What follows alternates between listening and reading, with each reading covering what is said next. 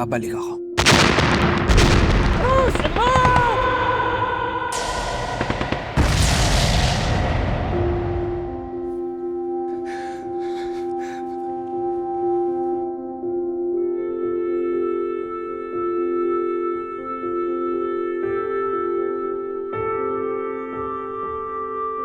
Magpapaalam lang po sana ako. Wala na rin po kasing point na magstay ako dito. Wala na po akong inaantay na bumalik. Sa tingin ko, dito ka na lang muna. Yun din naman ang gusto ni Michael eh.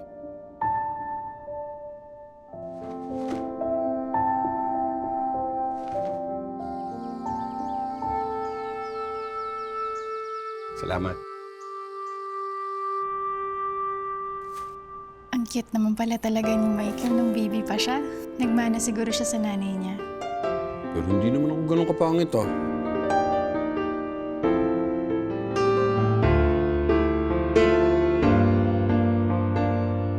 Hello?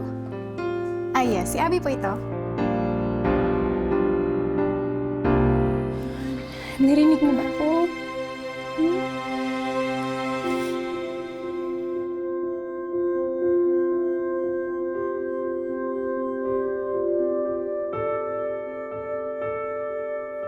Anak.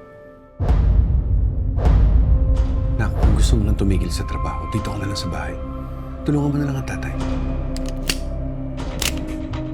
Alam mo, mahal sa pinanggalingan ko. May isang babae. Nahuli ng asawa na may kalaguyo. Hindi mo naman siguro gagawin sa akin yan, mahal, no?